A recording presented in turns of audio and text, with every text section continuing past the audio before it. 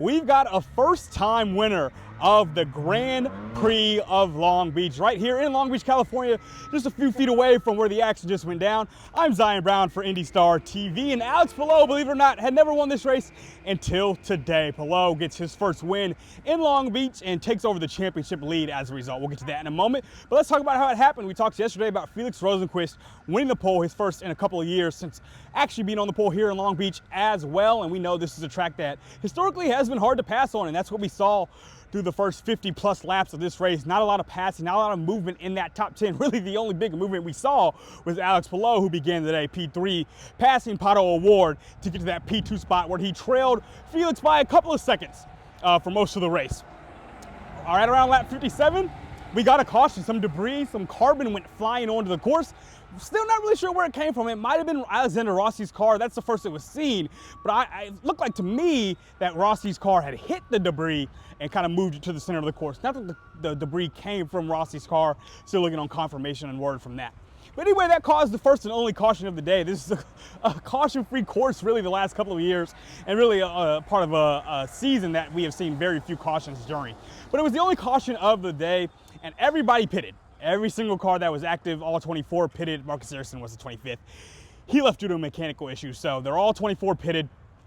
And the pit stop for that Chip Ganassi Racing number 10 team was faster than what we saw from Felix Rosenqvist and the Meyer-Shank Racing team. So Palou took the lead going into the restart. And when you're behind Palou in that position where he doesn't even have to pit again, the rest is kind of history. And that is what occurred. Alex Palou won by multiple seconds over Felix Rosenqvist, who was looking for just his second career victory. Rosenqvist still finished P2, but Palou wins for the first time here in Long Beach. He's started here 6 times now, all 6 years since he's joined Chip Ganassi Racing. Alex Palou has finished in the top 5 in each and every race that he's done here in Long Beach, and now for the first time he can say he's a champion of the Grand Prix of Long Beach. And like I said earlier, he takes the championship lead over Kyle Kirkwood. Kirkwood with a P4 performance. I got to talk to him for a couple minutes. That's also on this YouTube channel if you want to check that out. But he just could not find a way to pass and really make a move toward the front after starting in P4.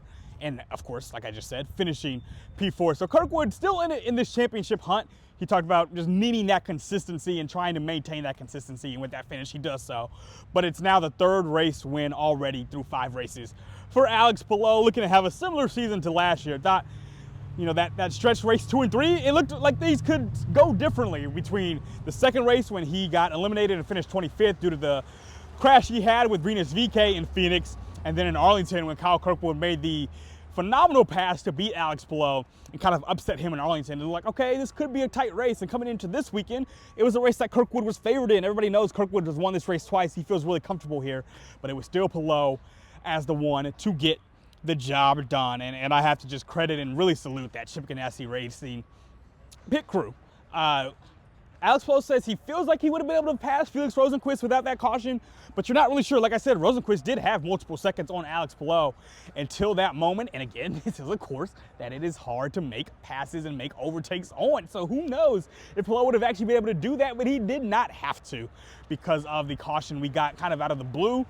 And it was not by any means a poor pit stop for Felix Rosenqvist.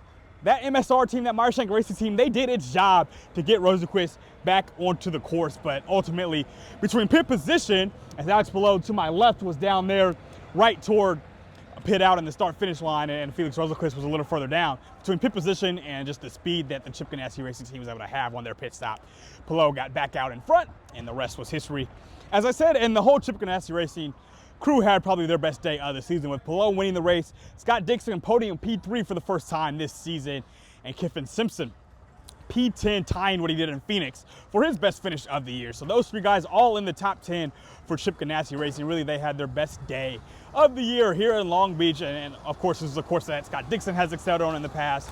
And Kyffin Simpson also had himself quite the weekend as he got to that fast 12 yesterday, which was somewhat of a surprise for Simpson to do so and to still hang on and get to the top 10 finish that he did.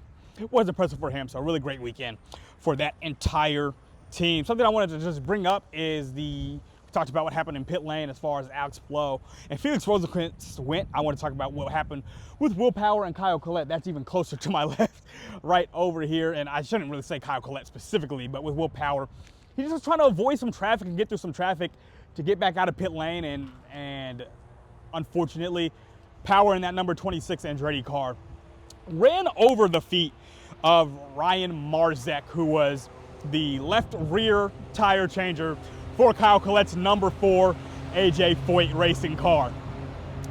Ended up being an issue. Marzek was taken off on a gurney and into the infield care center, and it looked bad for a while. It looked, concerning.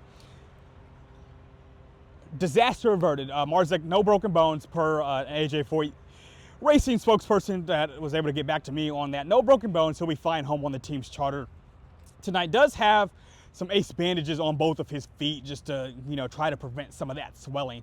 But it seems like he should be all right. Will Power was just very frustrating. Of course, he was given a penalty for that. Was all the way back at 24th at one point. Made his way back to 19th, but again, not to finish Will Power once, and through 5 races with this Andretti team. He's now 14th in the standings.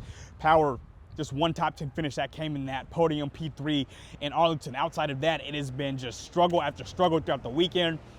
This feels like one of the first weekends when he was on pace to put a solid Friday, Saturday, Sunday together, but that didn't come to fruition thanks to that penalty. He was just upset. He said he didn't see Marzek, and he felt like he had kind of turned left the most yard he could. It's a tight pit lane here, the tightest of the 5 so far this season. It's hard to get through, and Power was not able to do that on that restart that everybody pitted from, like I said. So once again, great to see that Marzek is okay, and he'll be flying back to Indianapolis with that AJ Foyt racing team. But once again, it's Alex Palou getting his first win of the season here. Felix Rosenquist P2, Scott Dixon P3. Palou takes the championship lead away from Kyle Kirkwood, who still stands in second and has still been top 5 in every race this year. But I'll have more coverage online and through our site, so make sure to follow that. But for Indy Star TV, I'm Zion Brown, here from Long Beach.